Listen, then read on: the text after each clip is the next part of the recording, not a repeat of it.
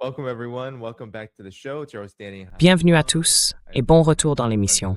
C'est votre hôte, Danny Haifong. Je suis accompagné de deux amis de longue date de l'émission, le colonel Lawrence Wilkerson et Larry Johnson. Messieurs, ravi de vous revoir. Ravi d'être là, même si tu es un peu bouillant. Ravi d'être avec vous aussi, tous les deux. Bon, commençons donc par la façon dont l'histoire est en train de s'écrire du côté de l'Iran. D'après la version américaine, Donald Trump aurait ordonné une attaque qui devait avoir lieu aujourd'hui ou demain.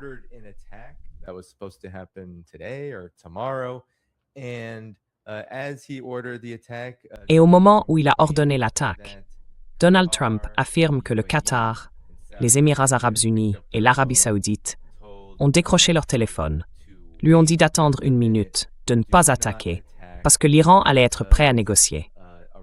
En fait, il lui aurait conseillé de retarder l'opération. Et donc, le New York Times a écrit à ce sujet. Ils ont dit que Trump avait menacé l'Iran, puis s'était ravisé. Tout ça, le même jour. Il était un peu en avance sur le mardi tacos.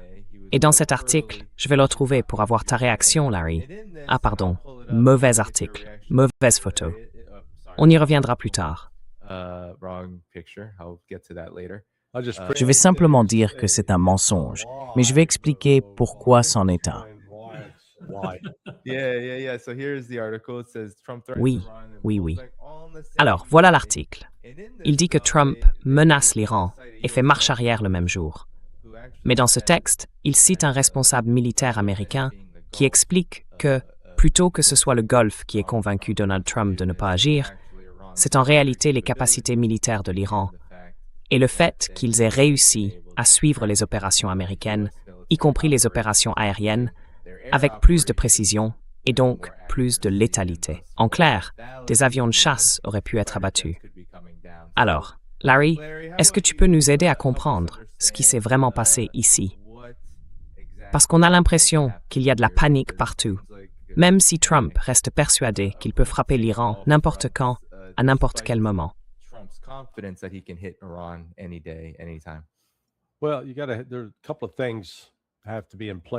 Eh bien, il y a plusieurs conditions à remplir avant toute action militaire.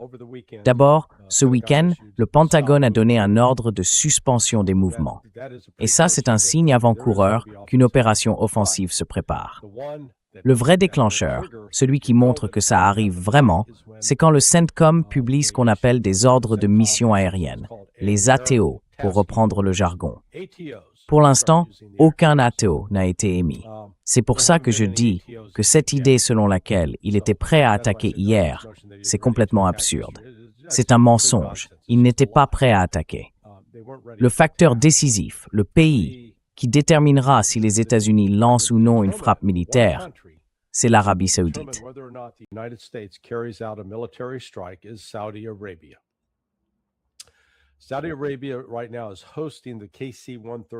En ce moment, l'Arabie saoudite accueille les avions ravitailleurs KC-135. Ils sont basés à la base aérienne du prince Saoud, juste à l'extérieur de Riyad.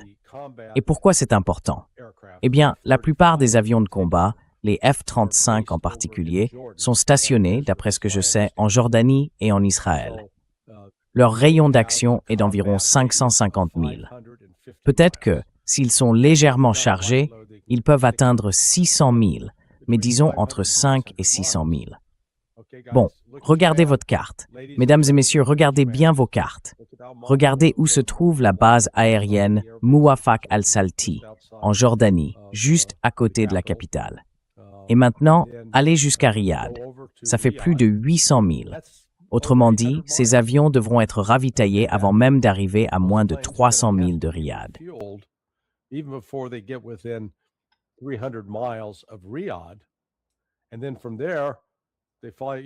Et ensuite, à partir de là, ils parcourent les 300 derniers miles jusqu'à Riyad et ils peuvent simplement dépasser Riyad. De là, ils pourraient lancer un missile Tomahawk ou JASSM vers l'Iran. Mais ils doivent être ravitaillés immédiatement après. Donc, pour fonctionner, chaque F-35 va avoir besoin d'au moins, probablement, un minimum de 4 ravitaillements en vol, juste pour rester en l'air et pouvoir rentrer à la base. C'est pour ça que ces avions ravitailleurs, positionnés en avant en Arabie saoudite, sont essentielles. On l'a vu il y a 2 semaines, quand Trump a annoncé le projet Freedom, qui devait aussi utiliser des avions de combat pour soi-disant rouvrir le détroit. Eh bien, tout a été arrêté en moins de 36 heures, parce que les Saoudiens ont dit non, pas dans notre espace. Et les Koweïtiens ont ajouté, nous non plus, on est avec eux.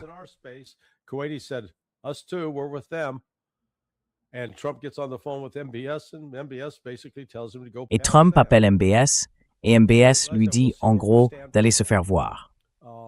Alors j'ai dit, on va voir où on en est maintenant. Je sais qu'il y a en ce moment d'importants efforts menés par les Chinois et les Russes pour mettre en place une nouvelle architecture de sécurité dans le Golfe Persique, avec la Turquie, les Saoudiens et l'Iran. J'attends de voir. J'ai une source au Pakistan, quelqu'un qui a accès au plus haut niveau et qui peut me transmettre des informations. Les Pakistanais sont en contact étroit avec les Saoudiens et les Iraniens, surtout avec les Saoudiens. Ils ont un pacte de défense mutuelle avec eux. Donc on saura bientôt si en fait les Saoudiens disent « non, vous n'utilisez pas notre territoire ». Et si c'est le cas, à ce moment-là, les options de Trump seront vraiment, mais alors vraiment limitées.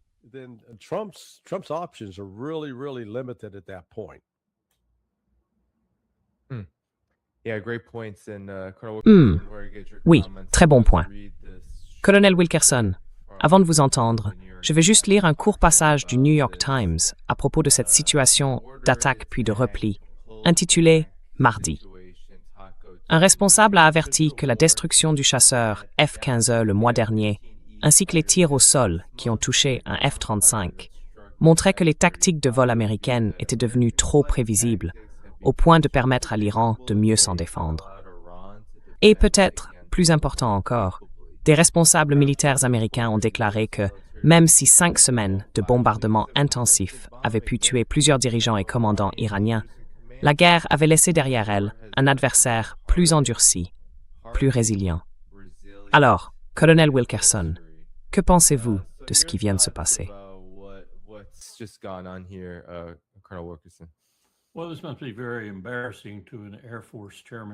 Eh bien, ça doit être très embarrassant pour un président de l'état-major interarmé de l'armée de l'air.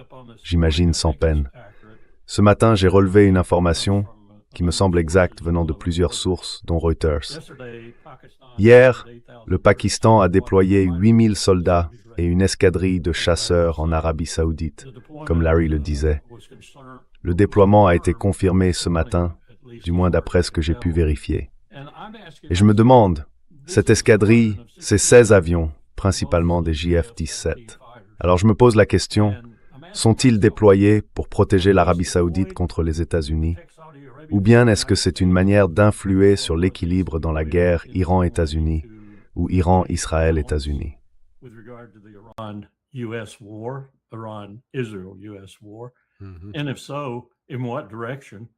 Et si c'est le cas, dans quelle direction exactement, surtout en ce qui concerne Israël? Et les troupes qui sont déployées avec eux, d'après les informations, c'est pour le même objectif? Est-ce qu'elles sont là pour protéger les Saoudiens? Et si c'est pour protéger les Saoudiens, et comme Larry l'a souligné, il y a une relation de plus en plus étroite entre la Turquie, le Pakistan et l'Arabie Saoudite contre qui au juste? À mon avis, on pourrait presque tirer à pile ou face. Les États-Unis peut-être, dans certaines circonstances où on s'impose. Mais je ne vois pas d'autre raison que celle d'honorer leur relation avec l'Arabie Saoudite. Une relation nouvelle et en plein développement, mais aussi peut-être d'envoyer un signal comme celui que je décris.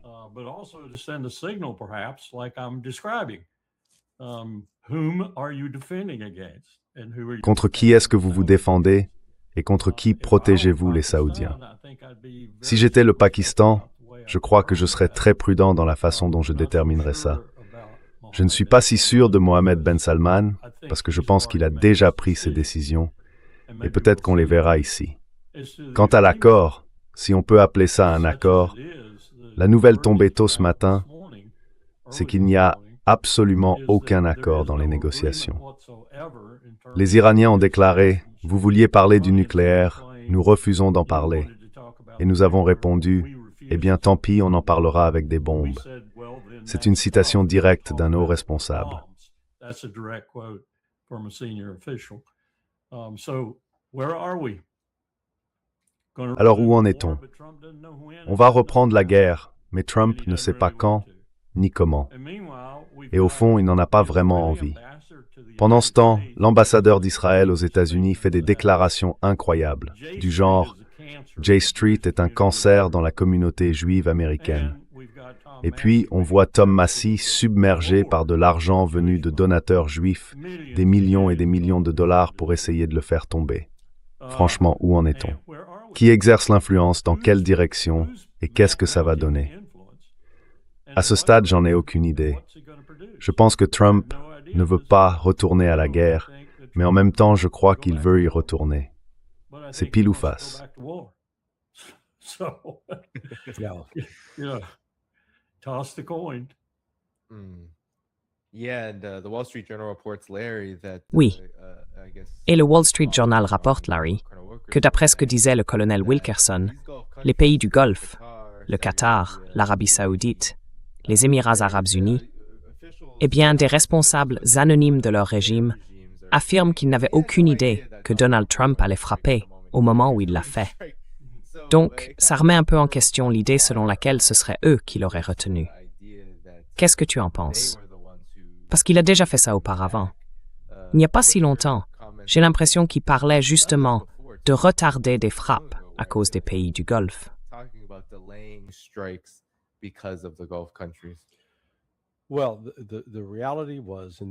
Eh bien, la réalité, c'est que lors de la première frappe, le 28 février, les Saoudiens, malgré leurs déclarations publiques affirmant le contraire, étaient en fait totalement favorables à cette opération. Ils savaient donc que ça allait arriver. Ils ont parié sur la capacité des États-Unis à tenir leur promesse de les protéger, puisque Washington avait déployé des batteries de missiles Patriot et même ajouté quelques systèmes THAAD dans la région. Tout le monde partait du principe que les États-Unis tiendraient parole et assureraient leur protection. Eh bien, ça s'est révélé être du grand n'importe quoi. Oui. Et du coup, l'Arabie saoudite a subi des dégâts assez importants, mais pas autant que le Qatar. Le Qatar, lui, a vraiment pris cher, surtout avec la destruction de ce radar à plus d'1 milliard de dollars à Al Udeid, en plus de plusieurs autres systèmes radars. Et il y en avait un autre, aussi à 1 milliard, je ne sais plus s'il était au Koweït ou en Arabie saoudite, mais il a été détruit. Il y en avait un à Bahreïn aussi. C'était à Bahreïn? Oui, il y en avait un là. Je ne sais pas si c'était en plus de ce que tu viens de dire. Oui, alors je veux dire, il y avait au moins 5 ou 6 systèmes radars différents, tous intégrés pour la défense aérienne. Et franchement, une fois qu'ils ont été détruits, eh bien plus de défense aérienne. On en est arrivé au point où certains de ces radars se faisaient carrément éliminer par des drones qui volaient tranquillement, et puis, boum. Donc ça a été un vrai signal d'alarme pour les Saoudiens. Et comme je l'ai dit tout à l'heure, on l'a bien vu il y a 2 semaines, quand ils ont mis un coup d'arrêt à l'opération Project Freedom. Ce que je ne sais pas, pour l'instant, c'est si les Saoudiens vont vraiment s'en tenir à cette décision, s'ils ont tranché en se disant « D'accord, on y va, on avance ». Et désormais, on place notre confiance et notre sécurité entre les mains des Chinois et des Russes, pour être sûr de ne pas être attaqués.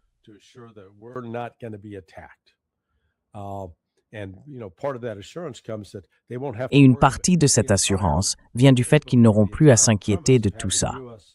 Avant, le principe même du déploiement avancé des troupes américaines, c'était d'attaquer l'Iran. Et tout reposait sur un mensonge, sur une fausse hypothèse selon laquelle l'Iran comptait attaquer ces pays. Ce qui n'était pas le cas. Ça ne l'a jamais été. Ce n'est qu'après que ces pays ont accepté d'être utilisés comme tremplin pour des attaques contre l'Iran que l'Iran a réagi en disant « Très bien les gars, vous allez en payer le prix ». Maintenant, encore une fois, l'autre cas particulier ici, c'est les Émirats arabes unis. Ils ne sont pas vraiment essentiels. Les 2 pays qui sont responsables de la plupart des produits stratégiques, c'est l'Arabie saoudite, C'est elle qui en est le principal fournisseur.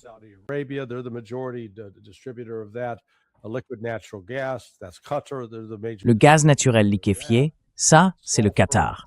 Ce sont eux les principaux distributeurs. Le soufre, c'est surtout les Saoudiens. Et puis l'hélium et l'urée, ça vient du Qatar aussi. Donc entre ces deux pays, en termes d'impact économique mondial, ils sont essentiels. En ce moment, c'est le Qatar qui souffre le plus parce qu'une partie de ses infrastructures est gravement endommagée. Il faudra peut-être des années avant qu'ils retrouvent leur capacité de production. Ce qui veut dire que le monde va faire face à des pénuries globales pendant un certain temps. Mais on dirait que les Saoudiens comme les Qataris en sont arrivés à la conclusion suivante. S'aligner sur les États-Unis, ça attire trop d'ennuis. Ils ne peuvent pas nous protéger. C'est un peu comme quand la mafia débarque dans ta pizzeria.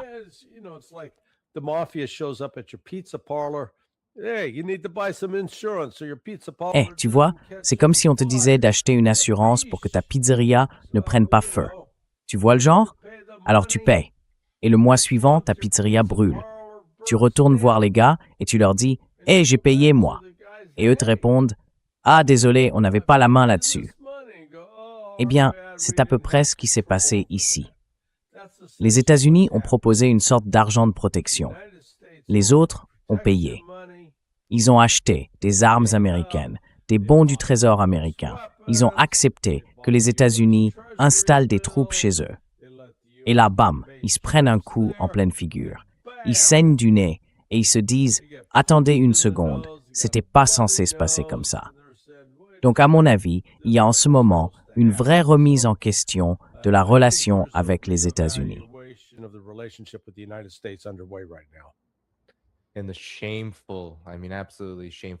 Et ce comportement honteux, mais vraiment honteux, de l'armée américaine, qui s'est réfugiée dans des hôtels et des zones civiles pour éviter l'attaque même qu'elle avait elle-même ordonnée, pour échapper aux représailles de sa propre offensive.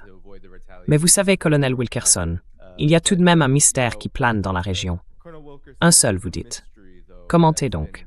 Eh bien, chaque jour, vous l'avez remarqué, et je m'adresse à vous deux. Il y a des rapports émanant des Émirats arabes unis. Il y en a eu un aussi de l'Arabie saoudite. Mais on a l'impression que, chaque jour, surtout du côté des Émirats, le ministère de la Défense publie des communiqués disant que des drones hostiles leur sont tirés dessus. Cette fois, 6 en 48 heures.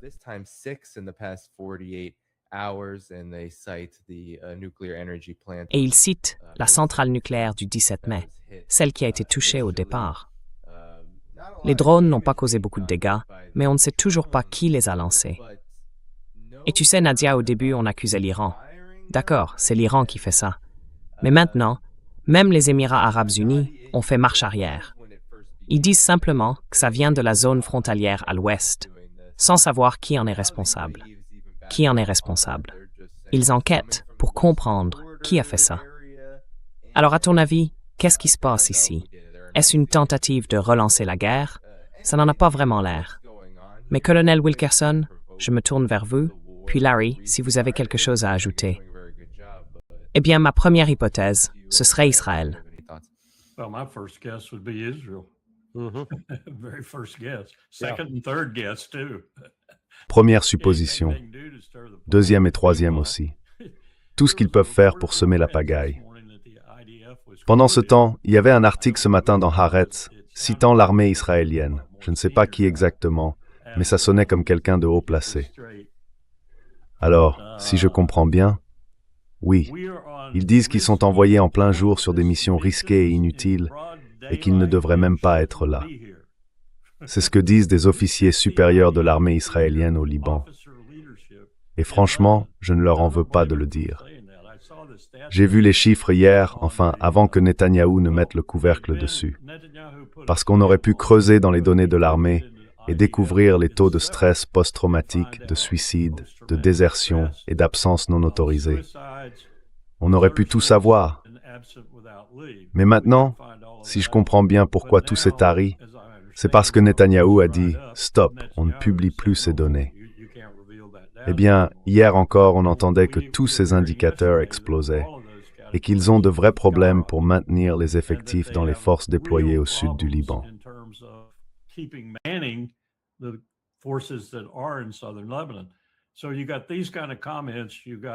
Donc, vous avez eu ce genre de commentaires, et puis d'autres aussi, qui reflètent, je pense, la réalité de la situation. En d'autres termes, on se retrouve avec un nouveau juillet 2006 ou un nouveau 1982 au Liban pour les forces israéliennes. En clair, ils se font battre. Et pendant que tout ça se déroule, Netanyahou devient un peu désespéré. À mon avis, il tente toutes sortes de choses, et c'est pour ça que j'ai dit ce que j'ai dit à propos des drones, pour semer le trouble, et s'assurer d'une part que Trump ne se retire pas, qu'il poursuive ce conflit et réalise son rêve ultime, et d'autre part, qu'il n'y ait pas une situation politique défavorable qui semble se profiler en Israël pour lui personnellement. Donc attendez-vous à ce que tout ce qui sort d'Israël en ce moment serve à aggraver la situation par tous les moyens possibles.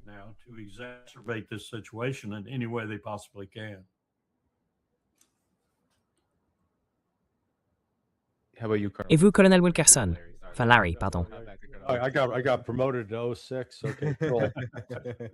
J'ai été promu au grade de O6. D'accord, super. Maintenant, laissez-moi faire un commentaire sur les victimes de ce genre de guerre, celles qu'on ne voit pas forcément.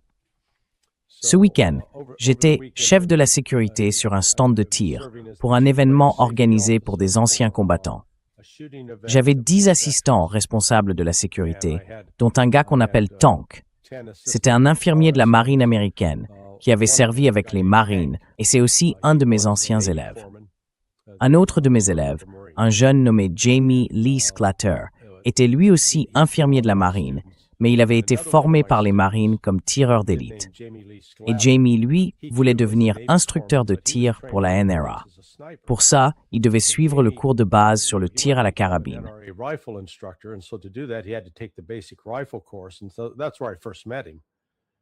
C'est là que je l'ai rencontré pour la première fois. Et tu sais, quand je lui ai demandé de me parler de son expérience, il a minimisé les choses.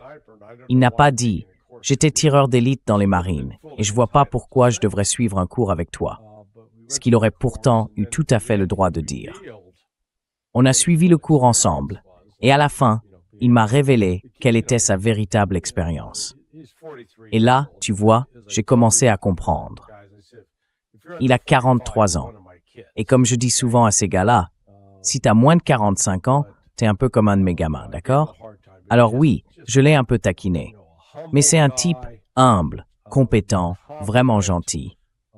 En tant qu'infirmier militaire, il a passé plus de temps à sauver des vies qu'à en prendre.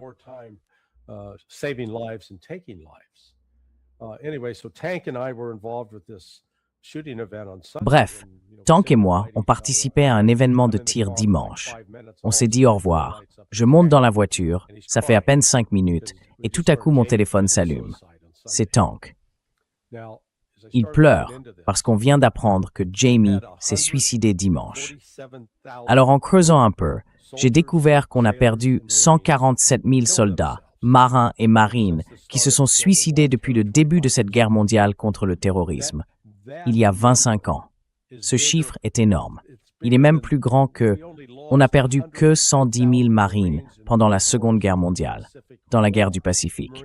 Marines et soldats de l'armée à Guadalcanal, à Iwo Jima. On a aujourd'hui plus de morts par suicide que ça. Et les morts par suicide dépassent ceux tombés depuis le Vietnam, en Irak et dans les 2 engagements en Afghanistan, en Syrie et en Somalie.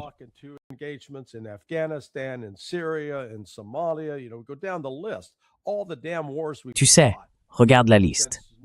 Toutes les foutues guerres qu'on a menées depuis 1960 n'arrivent même pas à égaler le nombre de victimes qu'on continue de subir à cause des traumatismes émotionnels infligés à ces soldats. C'est une putain de honte. Et c'est exactement le genre de choses pour laquelle les gens en position de pouvoir, ceux qui donnent les ordres, ne payent jamais le prix. Et ça me met en rage.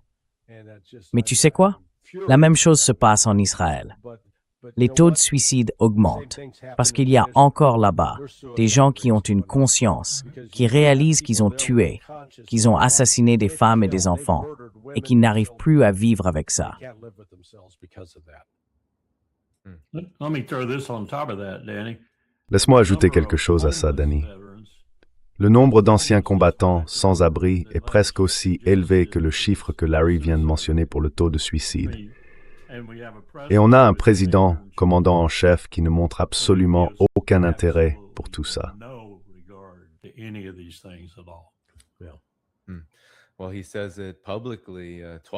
Eh bien, il l'a dit publiquement à 2 reprises. Il a insisté là-dessus. Il ne prend même pas en compte la situation financière de la population en général quand il réfléchit à ce qu'il va faire à propos d'une guerre, et en particulier d'une guerre avec l'Iran. Et bien sûr, ça a des coûts énormes. L'un des grands coûts de ces guerres, c'est que les États-Unis peuvent éviter les pertes massives qu'ils infligent, du moins les morts qu'ils infligent, à d'autres pays. Mais les coûts restent incroyablement élevés pour ceux qui reviennent, pour ceux qui survivent à ces guerres d'agression qu'on leur ordonne de mener. C'est certain. Il n'y a aucun doute là-dessus. Et peut-être que je pourrais avoir vos réactions à ce sujet.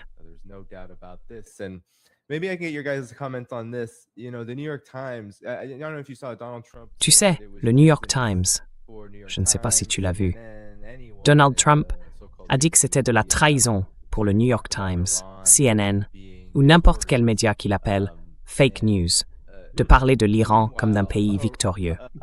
Et en même temps, on dirait qu'ils ont reçu le message, parce qu'au moment même où la frappe était annulée, ils ont publié un article, une analyse, sur la façon dont l'Iran pourrait réagir à de nouvelles attaques.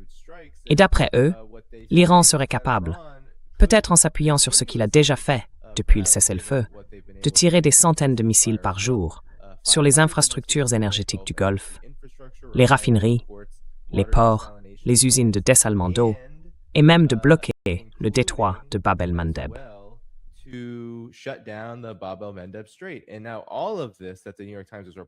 Et maintenant, tout ce que le New York Times rapporte vient simplement d'articles qu'ils ont lus, comme des gens ordinaires, comme nous, qui vont lire les médias iraniens, les déclarations iraniennes et ce qu'ils disent.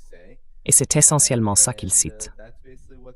Alors, dans quelle mesure tout ça est lié à l'hésitation de Trump à replonger dans la guerre, sans parler du facteur supplémentaire, cette crise économique qui s'aggrave? J'ai vu que certains économistes disent qu'on est à quelques semaines d'une récession mondiale. Et certains de nos amis, comme Preston Rondy, disent que ça pourrait même être une grande dépression. Qui veut réagir? I'll jump in and tell you that I think Je vais intervenir pour dire que selon moi, l'une des raisons pour lesquelles on voit une grande inquiétude chez les autres pays du Golfe, c'est exactement ce que vous venez de souligner. Il y a beaucoup d'autres conséquences possibles, mais celle-là en fait partie. Ce que j'appelle le deuxième niveau de cible qu'a l'Iran dans son viseur, si on peut dire, c'est un ensemble d'objectifs qu'il peut frapper avec de nombreux missiles, des missiles balistiques rapides et beaucoup d'autres munitions qu'ils peuvent utiliser après ces frappes. Ils sont devenus très efficaces pour coordonner le matériel moderne à grande vitesse avec le matériel plus lent et bon marché, surtout les drones. Et ils pourraient balayer la région, frapper Ras Tanura, Dhahran, Yanbu, tous ces endroits qui, comme Larry vient de le rappeler, sont absolument vitaux pour l'Arabie saoudite. On parle de la possibilité de mettre hors service entre 7 et 20% de leur capacité pétrolière, et ce, pendant plusieurs mois.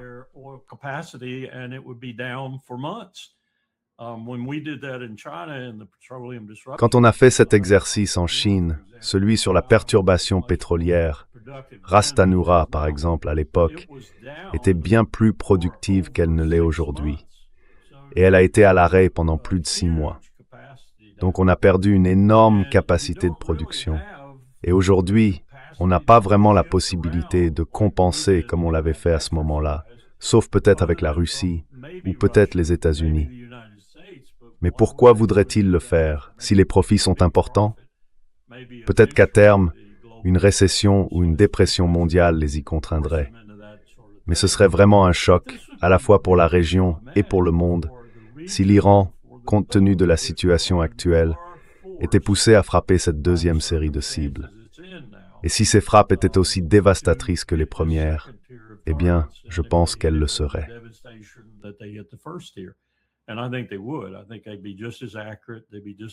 Je pense qu'ils seraient tout aussi précis, tout aussi dévastateurs, et qu'ils auraient 10 fois plus d'impact sur le monde. Et tu as mentionné le Bab el-Mandeb, ça aussi.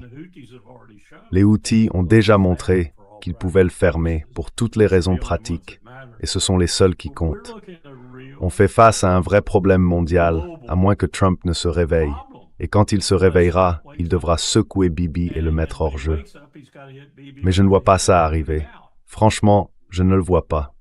Pas plus que je ne vois, même si ça me déplaît de le dire, Tom Massie réussir à battre cette énorme coalition judéo-israélienne d'argent qui se déverse dans sa campagne et qui dépasse probablement tout ce qu'on n'a jamais vu dans une campagne pour la Chambre des représentants dans l'histoire du pays.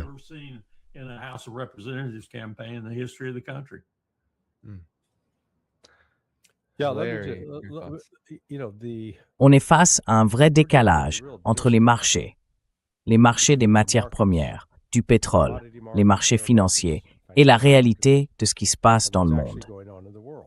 Si on revient à la période du Covid, souvenez-vous de ce qui est arrivé au prix du pétrole à ce moment-là. Le baril est monté à plus de $120, alors qu'il n'y avait pas de véritable pénurie.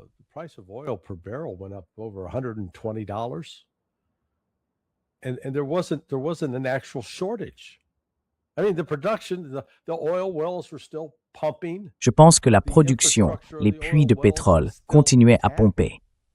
L'infrastructure des puits était toujours intacte. Et pourtant, le marché a réagi, oh là là, comme s'il allait y avoir une pénurie incroyable.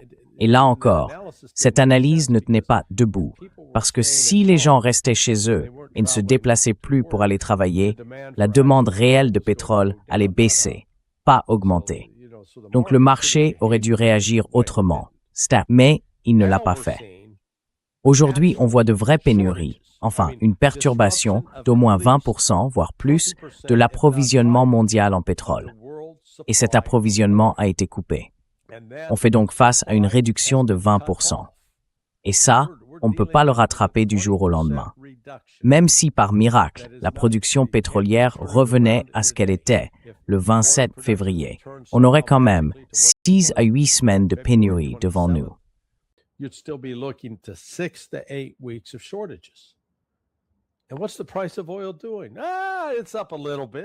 Et le prix du pétrole, qu'est-ce qu'il fait? Ah, il monte un peu. $110. 110. Ce n'est pas du tout le reflet exact de ce que ça devrait être, premièrement. Ensuite, la combinaison de ces matières premières qui ont été perturbées dans le golfe Persique. Quand on regarde l'urée et le soufre, ces deux-là sont essentiels pour fabriquer des engrais. Essentiels. L'hélium, lui, est crucial pour les puces informatiques. 44% de l'approvisionnement mondial vient du golfe Persique, et en ce moment, ça ne sort plus. Alors, qu'est-ce qu'ils disent? Qu'il y a une possibilité de récession? Foutaise. Elle a déjà commencé. Franchement, bon sang, on est là à se mentir à nous-mêmes, à se raconter des histoires, en espérant qu'on s'en tirera juste avec une récession. Mais la récession, elle est déjà là. La vraie question, c'est, est-ce que ça va devenir une dépression? Et là-dedans, certains disent, ah oui, mais les États-Unis, vous savez, c'est notre économie.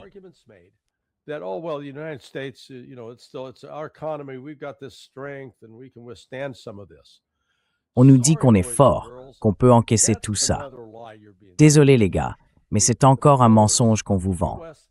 Les piliers de l'hégémonie américaine, son contrôle, sa capacité à rester le leader économique du monde, reposent sur deux choses. D'abord, le pétrodollar. Tout le monde doit acheter du pétrole en dollars. Et ensuite, le fait que des pays étrangers achètent nos bons du trésor, ce qui nous permet de continuer à dépenser comme un marin ivre dans un bordel à Manille. Mais en réalité, qu'est-ce qui se passe? Du côté du pétrodollar, on voit que la Chine, la Russie, l'Iran, des acteurs majeurs, acheteurs ou fournisseurs de pétrole, vendent maintenant dans d'autres devises, surtout en yuan. Donc si on regarde bien, le marché américain du pétrodollar est en train de rétrécir. Il n'augmente pas, il ne reste pas stable, il diminue. Peut-être pas très vite, mais il se contracte quand même. Et les bons du Trésor américain alors?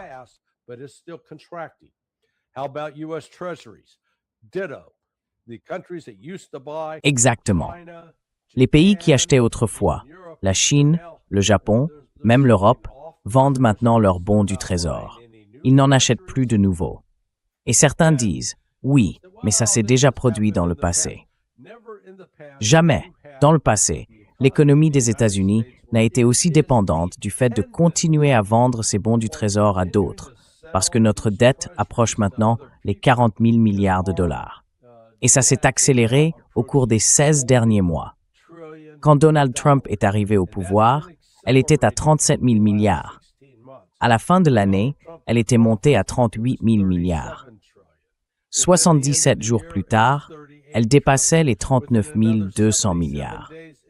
Et je parie qu'à la fin du mois de juin, on sera à 40 000 milliards.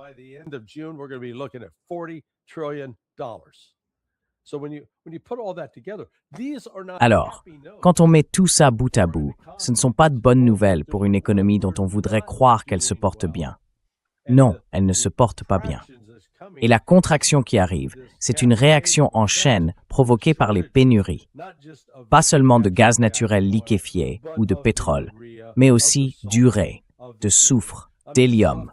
Le soufre, par exemple, qui sert à fabriquer tellement de choses, est essentiel dans de nombreux procédés industriels. Et là, tout est bloqué.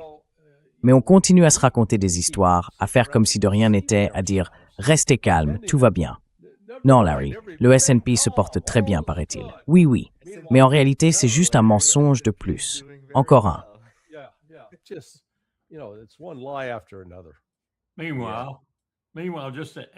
Et pendant ce temps, pour ajouter encore un peu à l'inquiétude, Poutine vient d'annoncer, ou plutôt le ministère russe de la Défense vient d'annoncer, que les forces armées vont participer à un exercice stratégique nucléaire de très grande ampleur, prévu jusqu'au 21 mai. Cet exercice implique les forces de missiles stratégiques, les flottes du Nord et du Pacifique, le commandement de l'aviation à long rayon d'action, ainsi qu'une partie des forces des districts militaires de Leningrad et du centre. Et selon une autre dépêche de Reuters, la Lituanie souhaite autoriser la présence d'armes nucléaires de l'OTAN sur son territoire.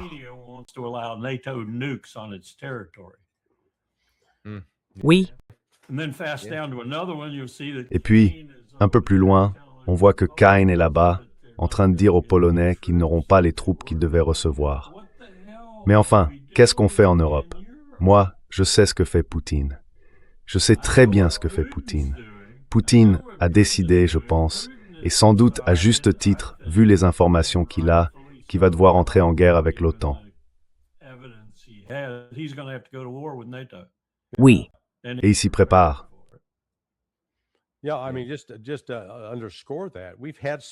Oui, enfin, juste pour bien souligner ça, on a eu plusieurs déclarations ces 5 derniers jours. Dmitry Polyansky, l'ancien numéro 2 de la mission russe à l'ONU. Et je connais Dmitry. C'est un très bon ami, vraiment.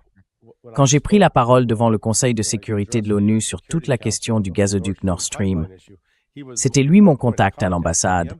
Il m'avait offert un café à l'ONU, m'avait fait visiter un peu les lieux, et depuis, on est resté en contact.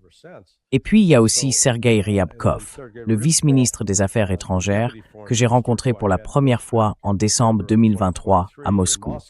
J'étais là-bas avec Pepe Escobar et Alastair Crooke. Les deux ont fait, ces 5 derniers jours, des déclarations très fortes sur la nécessité, enfin, en gros, que la Russie va attaquer les Européens.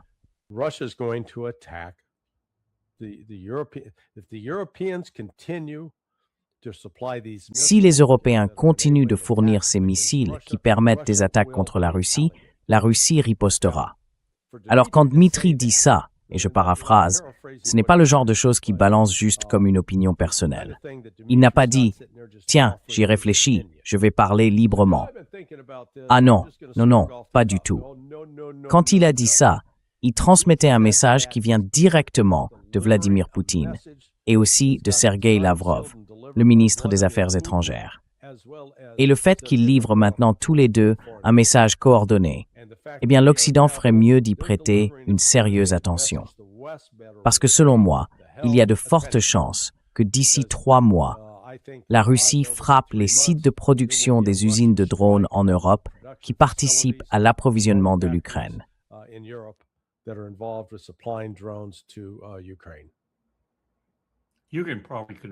Tu pourras sans doute confirmer ou infirmer ça, Larry. Mais j'ai entendu hier soir que la Douma avait voté et adopté une loi autorisant Poutine à faire la guerre à qui il jugerait nécessaire. Oui, j'ai entendu la même chose. Oui. Et bien sûr, ça fait référence à l'OTAN. Oui. Oui. Tu sais, eh bien, tout ça nous amène à de nombreux points possibles de chaos entre les États-Unis et l'OTAN, ou plutôt, on pourrait dire, de chaos impérial américain à ce stade. Les États-Unis tiennent la barre, mais d'une manière franchement chaotique et désordonnée. Mais je ne sais pas si tu as vu les rapports, Larry. Et Colonel Wilkerson, j'aimerais aussi avoir ton avis là-dessus. Politico rapporte que, malgré tout, les États-Unis semblent toujours obsédés par l'idée de relancer la guerre contre l'Iran avec les Israéliens et Donald Trump. Comme tu l'as dit, Colonel Wilkerson, ils veulent faire. Et en même temps, ils ne veulent pas.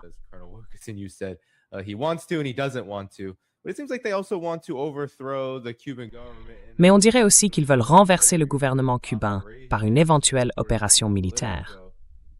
D'après Politico, Trump et ses conseillers sont frustrés que leur campagne de pression, comme tenter de les bloquer, de couper leur approvisionnement en carburant, les sanctions économiques, et tout ça, n'ait pas provoqué de changement de régime.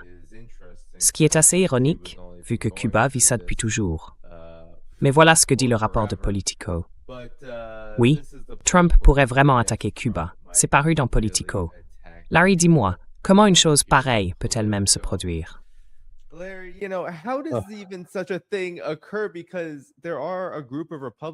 Parce qu'il y a un groupe de républicains, des figures influentes à Washington, au Congrès, qui ont peur de ce que tout ça pourrait faire à leur perspective politique pour les élections de mi-mandat.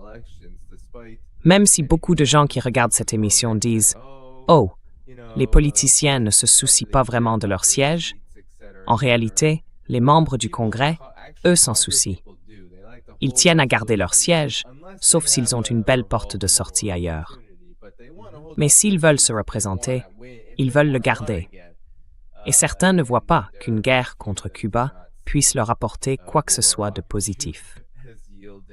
Mais alors, que pensez-vous de ce rapport selon lequel on pourrait se diriger vers une guerre contre Cuba, en plus d'une guerre déjà en cours contre l'Iran?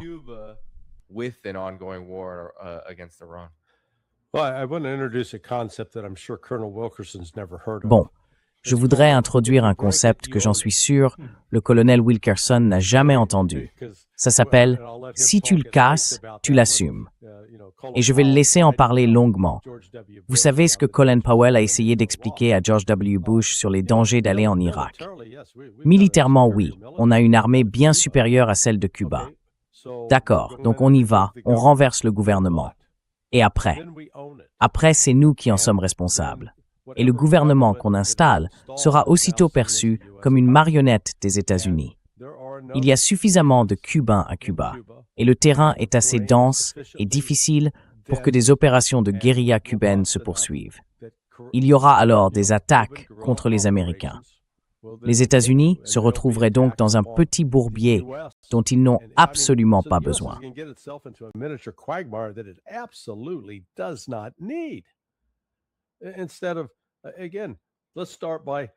Au lieu de ça, encore une fois, commençons par, si on veut changer le gouvernement à Cuba, il faut lever l'embargo.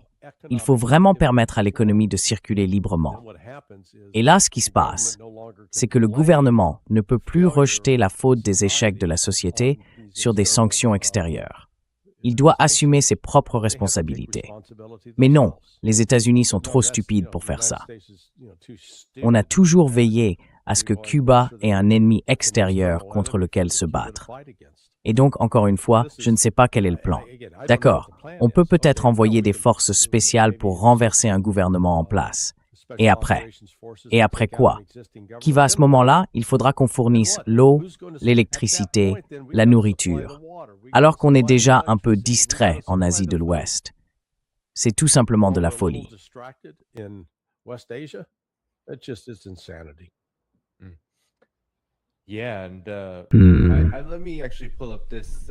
Oui. Alors laissez-moi reprendre ça comme un suivi, parce que je pense que c'est ce que les États-Unis vont examiner s'ils interviennent à Cuba. Et à mon avis, ça pourrait être encore pire que ce que tu dis, Larry. On pourrait peut-être voir une sorte de deuxième révolution cubaine à Cuba. Israël dit, selon Inet, qu'en cas de reprise de la guerre contre l'Iran, il y a environ une chance sur 2 que le conflit redémarre. Mais un responsable israélien a déclaré à Inet que les Iraniens sont euphoriques et se considèrent comme de grands vainqueurs. Trump, lui, se contente de menacer d'une guerre, mais il ne veut pas vraiment se retrouver empêtré dans de nouvelles hostilités. Et les Iraniens ne sont pas prêts à lui accorder quoi que ce soit.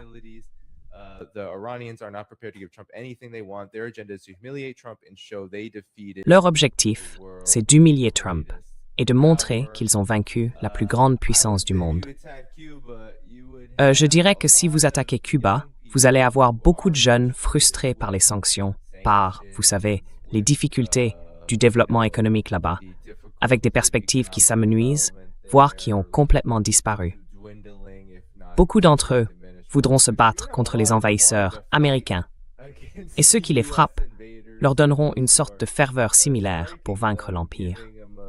D'autant plus que c'est à seulement 90 000, et qu'il y a, disons-le, une histoire entre les deux pays. Alors, colonel Wilkerson, qu'en pensez-vous? Il semble qu'il y ait ici certains parallèles. On pourrait même imaginer une sorte d'euphorie dans le monde entier, des gens se rendant à Cuba, depuis l'Iran ou ailleurs, les uns après les autres, pendant que les États-Unis se mettent eux-mêmes dans cette position.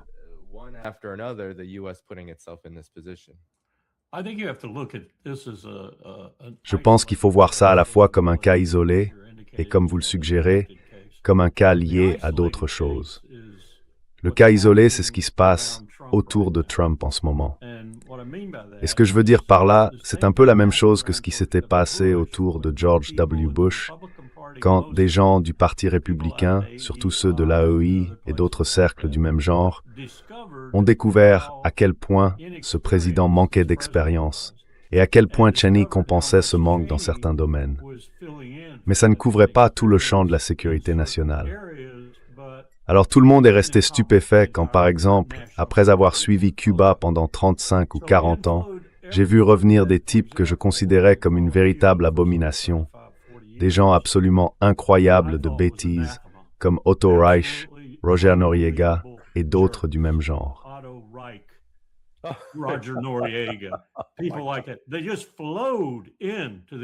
Ils sont simplement arrivés dans l'administration et ont commencé à essayer de prendre des postes secondaires, voire tertiaires.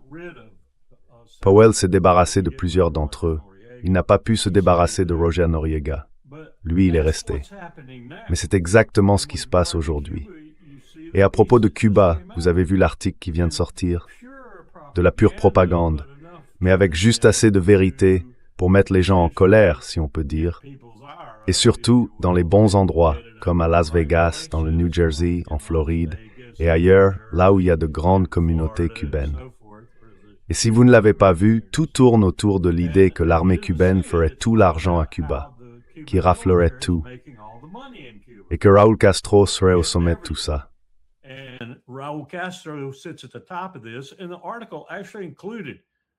Et l'article montrait en fait un schéma du réseau, avec toutes ces personnes, les Ramirez, les Fernandez et tous les autres, qui font fortune.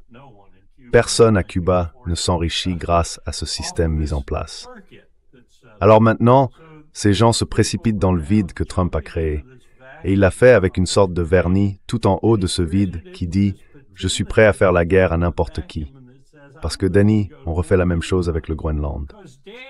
On le fait avec Cuba, comme tu l'as souligné. On le fait avec l'Iran, en pleine figure. Et on pourrait bien recommencer avec l'Irak si Israël continue à construire des bases là-bas avec notre aide. It's all these people who are jumping on the bandwagon. Tous ces gens sautent dans le train en marche. Ils veulent imposer leur petite lubie, et ils vont y arriver. Ils vont s'y attaquer, et ils vont l'obtenir parce que ce président ne sait pas ce qu'il fait. Son secrétaire à la défense ne sait pas ce qu'il fait. Je suis de plus en plus convaincu que le chef d'état-major non plus ne sait pas ce qu'il fait. Et personne dans le gouvernement, Rubio ou qui que ce soit, ne sait ce qu'il fait. Du coup, tous ces opportunistes s'engouffrent dans les failles et se lancent dans leurs projets favoris. Cuba, par exemple, c'est le projet fétiche de certains Américains depuis très longtemps.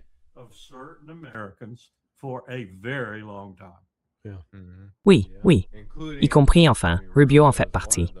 Donc, l'une de ces fissures ou crevasses pourrait littéralement se trouver, oui, tout en bas. Oui, j'ai éclaté de rire quand il a mentionné le nom d'Otto Reich. Quand j'enseignais à l'American University en 1981, on invitait des intervenants à venir parler. C'était dans le cadre du programme du semestre à Washington. Donc j'organisais des conférences 3 jours par semaine et les étudiants faisaient ensuite des stages dans des bureaux. Et l'un de mes invités, à l'époque, c'était justement Otto Reich. Alors forcément, ça m'a fait un vrai retour en arrière. On parle d'il y a 45 ans maintenant. On ne peut pas se débarrasser de ces gens-là. Oui, Et Roger Noriega, c'est son fils. Vous savez, Roger et moi, on discutait souvent, et je lui disais, « Tu parles exactement comme Otto. » Et il me répondait, « Eh bien, je suis exactement comme Otto. » Oui, Oui. bon, il y a quelque chose qui est en train de se passer, messieurs, et j'aimerais avoir votre avis là-dessus. Il s'agit du voyage que Vladimir Poutine effectue en ce moment en Chine. Il vient tout juste d'arriver. Et je suis curieux, vous savez, je vais vous montrer l'accueil qu'il a reçu. Voici la vidéo de son arrivée, très similaire, à bien des égards, à celle de Trump. Mais lui, il a été accueilli par Wang Yi, le ministre des Affaires étrangères. Et contrairement à beaucoup d'endroits dans le monde, en Chine, être accueilli par le ministre des Affaires étrangères, comme Wang Yi, c'est en réalité un honneur plus grand que d'être reçu par le vice-président, ce qui est arrivé hier à Donald Trump. Mais dans l'ensemble, l'accueil était assez similaire. En même temps, il y a beaucoup de sujets sur la table, beaucoup de choses à discuter et beaucoup de choses qui vont se jouer. Alors peut-être Larry, puis le colonel Wilkerson, qu'en pensez-vous? Quelle est selon vous l'importance de cette rencontre, surtout à ce moment précis? Elle intervient à peine quelques jours après le retour de Donald Trump de Pékin.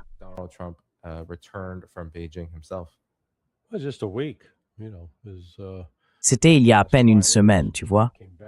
C'était vendredi dernier que Trump est revenu, donc moins d'une semaine. Tu sais, le point essentiel, enfin ce que je considère comme le point essentiel de la discussion, c'est cette nouvelle architecture de sécurité dans le Golfe Persique. Parce que tu vois, je pense que les services de renseignement russes et chinois surveillent de très près ce que les États-Unis vont faire. Donc ils auront une bonne idée avant même que les attaques soient lancées, du moment où elles le seront ou si elles le seront.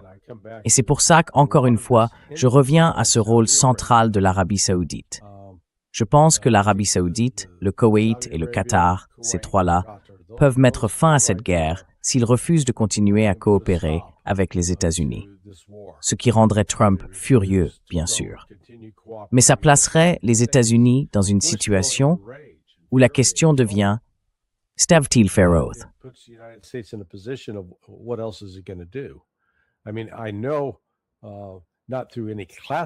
Je veux dire, je ne le sais pas par des informations classifiées, mais simplement par hasard, grâce à un voisin. En fait, un ami d'un de mes voisins, un peu plus haut dans la rue. C'est un pilote privé. Et son fils, je parlais avec lui l'autre jour. Je lui dis « Ah bon ?» Il me répond « Mon fils rentre la semaine prochaine de la guerre au Moyen-Orient. » Je lui demande « Où est-il stationné ?» Il me dit « À la base aérienne du Prince Sultan. » Je lui demande « Et qu'est-ce qu'il fait là-bas ?» Il me répond « Il pilote des KC-135. » Il rentre la semaine prochaine parce que sa femme doit accoucher par césarienne, alors ils l'ont fait rentrer. Et même si le fils reste très discret sur ce qu'il raconte à son père, le message, en gros, c'est que l'endroit est dangereux et vraiment pas accueillant. Donc, si les Saoudiens commencent à restreindre les opérations aériennes américaines là-bas, eh bien, on n'aura plus de continuité. Et cette guerre sera de fait obligée de passer sur un terrain diplomatique.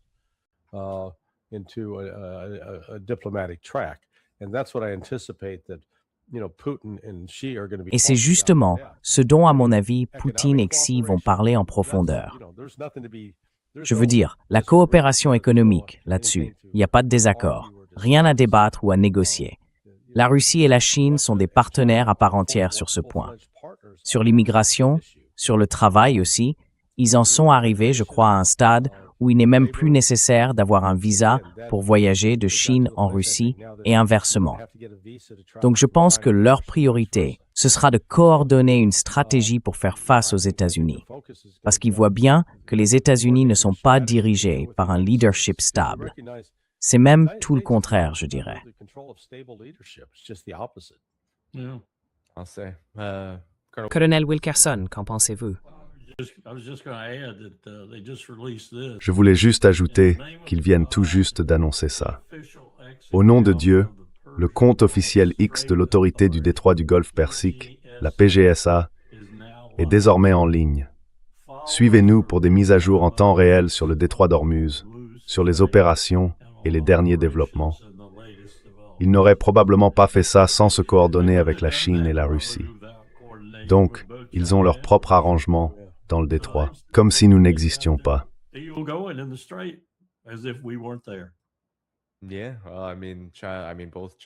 Oui, enfin, la Chine et la Russie n'ont pas subi...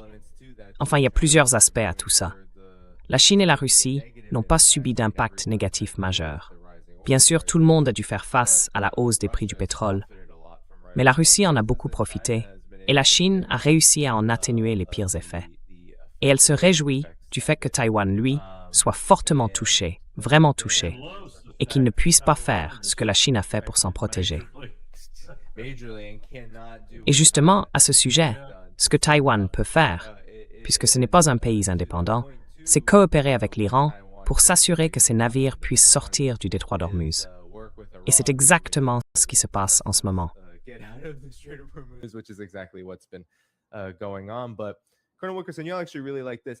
Mais colonel Wilkerson, vous aimez vraiment ça. En fait, je suis déjà venu ici. L'une des façons dont la Chine a réussi à éviter les pires effets, ou du moins les plus durs, de la crise actuelle du détroit d'Ormuz, c'est grâce à son secteur des énergies renouvelables. Et là, on a un reportage d'ABC News.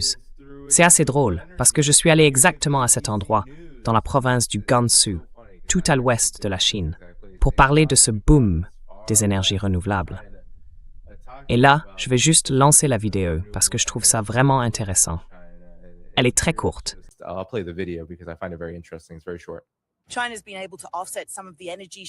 La Chine a réussi à compenser une partie du choc énergétique provoqué par la guerre en Iran et la fermeture du détroit d'Ormuz, en partie grâce à son engagement, ou plutôt son virage, vers les énergies renouvelables ces dernières années. Par exemple, ici, dans le nord-ouest de la province du Gansu, on voit cette immense centrale solaire thermodynamique qui s'élève au milieu du désert. On distingue des faisceaux de lumière projetés par 12 000 miroirs qui suivent le mouvement du soleil et redirigent la lumière vers cette tour centrale. Là, le sel fondu est chauffé à des températures extrêmes. D'après les ingénieurs, en une seule heure, l'installation produit assez d'énergie pour couvrir la consommation moyenne d'une famille chinoise pendant environ 40 ans. Et ils ajoutent que la tour, à elle seule, génère assez d'électricité pour alimenter l'équivalent d'une ville comme Aspen, dans le Colorado, pendant un an.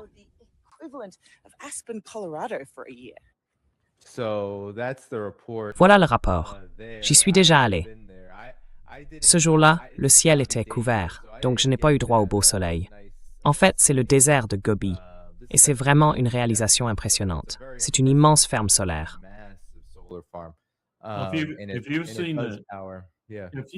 Si vous avez vu ce qu'ils font là-bas, Ils ont un peu de mal avec les Tibétains, mais malgré tout, ils sont présents et ils se développent. Les champs solaires qu'ils construisent dans l'atmosphère incroyablement pure du Tibet produisent 4 à 5 fois plus d'énergie que d'habitude. Et en plus, leurs panneaux sont meilleurs que les nôtres. Les Chinois fabriquent les meilleurs panneaux solaires du monde. Et le fait qu'à cette altitude, ils puissent en tirer autant d'énergie et qu'ils continuent d'en installer toujours plus. D'après ce que j'ai lu dans National Geographic, rien qu'avec ça, ils vont atteindre l'équivalent du barrage du fleuve Jaune. Donc si on compare l'hydroélectrique et le solaire, ils sont largement en avance sur tout le monde en matière d'énergie renouvelable.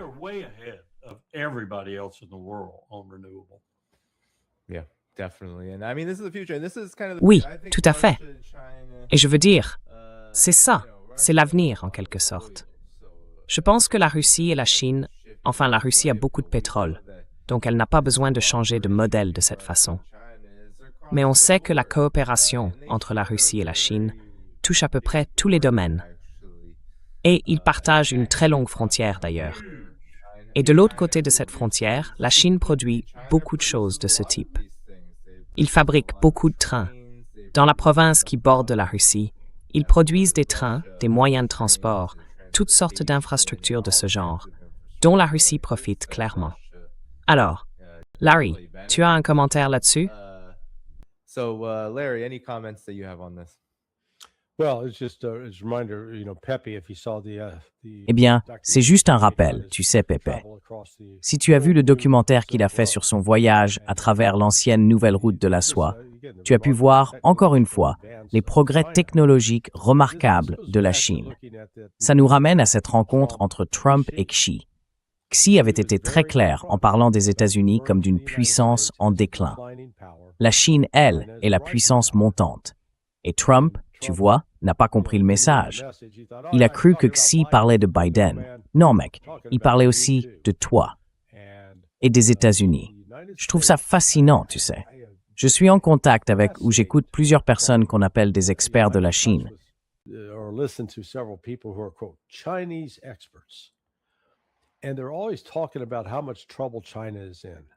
Et on entend toujours dire que la Chine est en difficulté, que la Chine est fragile, que mon Dieu, elle vit au bord du désastre. Tout ça, c'est une illusion, c'est pas réel. Et je me dis, les gars, les Chinois ont accompli plus de progrès technologiques en 10 ans que les États-Unis en 40 ans. Est-ce qu'ils ont des défis démographiques? Oui. Est-ce qu'ils ont des problèmes sur le marché immobilier? Oui aussi. Mais la Chine n'a pas un ratio dette sur PIB de 130 pour 1. Non, leur ratio, en tout compris, tourne plutôt autour de 88 pour 1.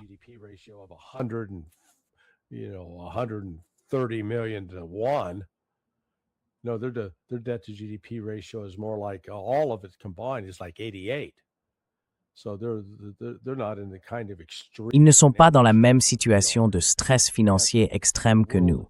Et pourtant, le monde continue d'aller dans leur direction. Ils construisent de plus en plus de véhicules électriques qui ne dépendent pas du pétrole.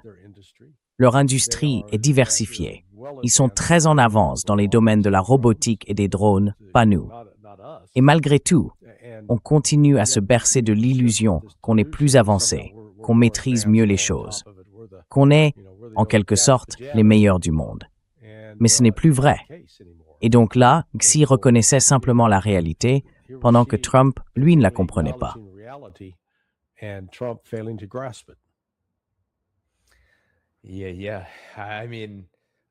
Oui, oui.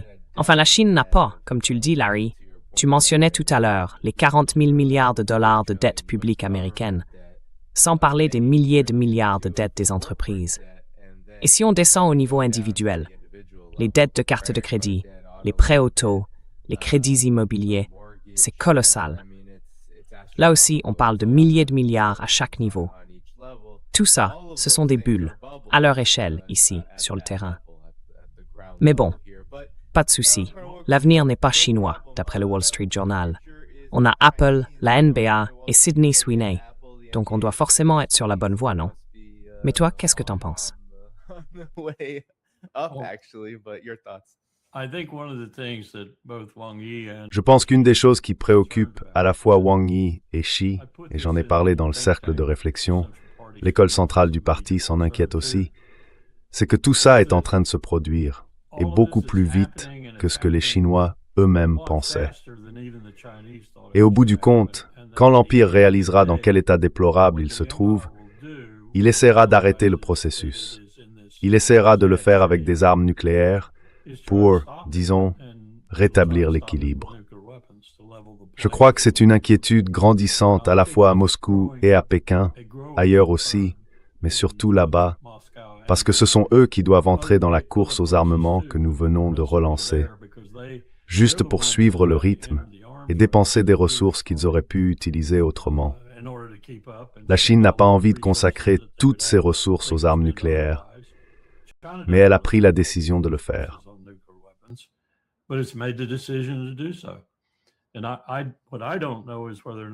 Ce que je ne sais pas, c'est si leur décision visait à s'aligner sur le reste du monde ou simplement à s'aligner sur nous. Je pense que c'est probablement juste pour s'aligner sur nous. Parce que si la Russie et la Chine restent aussi proches que les dents, comme l'a dit Miles, alors ils n'ont pas besoin de s'aligner sur la Russie et sur nous en même temps. Mais quand même, on parle de revenir à quelque chose qui ressemble à la guerre froide, avec environ 30 000 ogives nucléaires. Peut-être pas tout à fait à ce niveau-là, parce que ces fichues ogives aujourd'hui sont bien plus puissantes, bien plus précises, et dans la plupart des cas reliées à des missiles beaucoup plus rapides qu'avant. C'est une situation vraiment, vraiment dangereuse, et ils le savent. Mais ils ne savent pas comment l'arrêter. Et je dirais que pour Xi Jinping, Wang Yi, Poutine et les autres, la grande question de Sergueï Lavrov, c'est « Qu'est-ce qu'on fait de tout ça? Qu'est-ce qu'on fait de cette superpuissance errante, en déclin, en train de disparaître et pourtant toujours extrêmement dangereuse ?»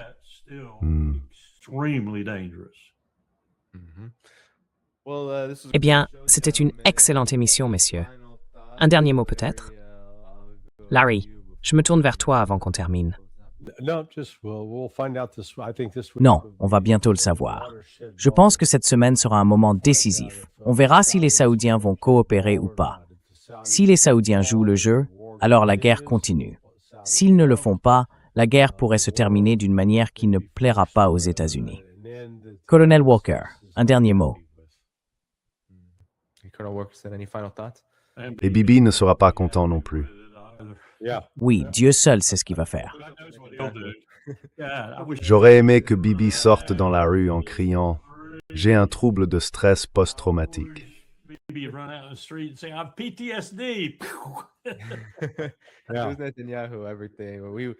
C'était Netanyahou. Tout. Absolument tout. On verrait oui, tout serait en feu. Bon, tout le monde, c'était une super émission aujourd'hui. Avant de partir, pensez à cliquer sur le bouton « J'aime », ça aide vraiment à faire connaître l'émission. Vous pouvez retrouver le blog de Larry Johnson, Sonar 21, dans la description de la vidéo ci-dessous. Tous les moyens de soutenir cette émission sont aussi dans la description. Patreon, Substack et bien d'autres encore. Demain, je serai de retour à 13h, heure de la côte Est, à la même heure, avec notre ami Scott Ritter. Allez tout le monde, on s'en va ensemble. À demain le 20 mai, à 13h, heure de l'Est. Salut à tous. May 20th, 1 p.m. Eastern. Bye-bye.